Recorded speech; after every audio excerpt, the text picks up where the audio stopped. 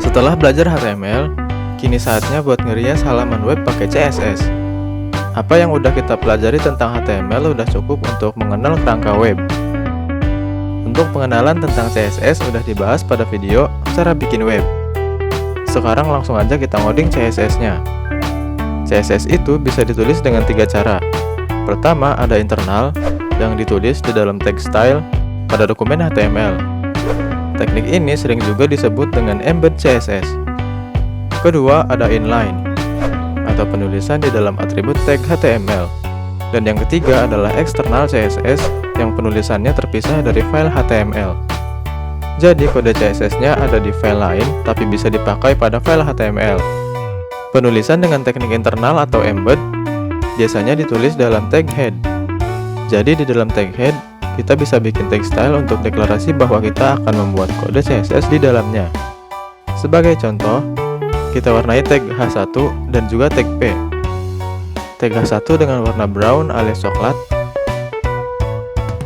dan tag P dengan warna hijau.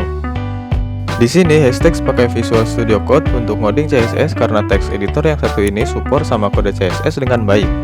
Jadi ketika ngetik atribut CSS, Visual Studio Code bakalan munculin teks autocomplete atau atribut CSS yang kira-kira akan kita pakai.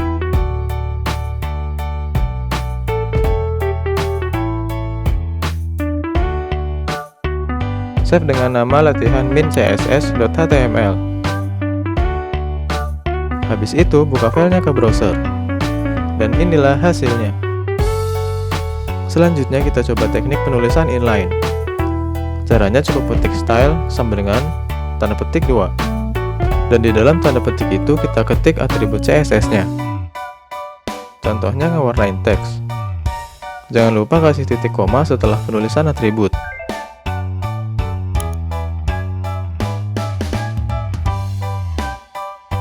Untuk teknik penulisan eksternal, coba buat file baru dengan nama hashtags.css dan ketik kode CSS berikut ini.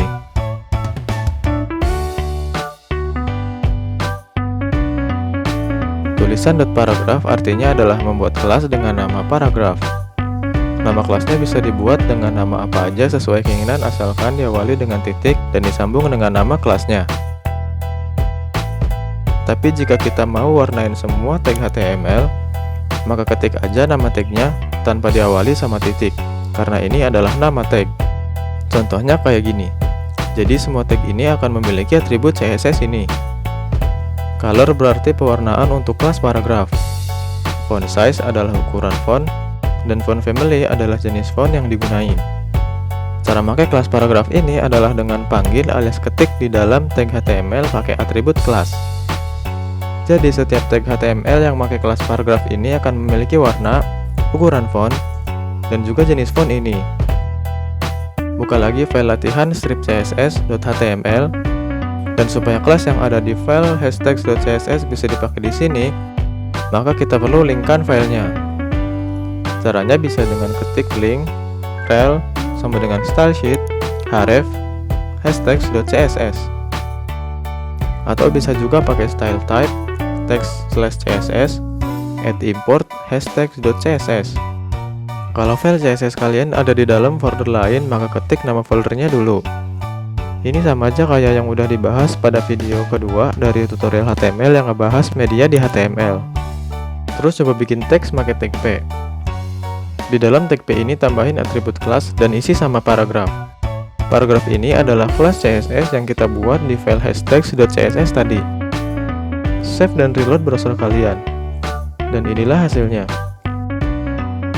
Itu dia teknik penulisan CSS. Ada internal atau embed, inline, dan eksternal. Kalau kode CSS kalian banyak, supaya lebih rapi maka pakai teknik eksternal. Tapi kalau nggak banyak, bisa pakai yang internal, atau kalau kode CSS-nya sedikit banget, bisa pakai teknik yang inline. Itulah pengenalan teknik penulisan dan cara pakai file dan kelas pada CSS. Video selanjutnya bakalan lebih menarik lagi tentang pembahasan CSS.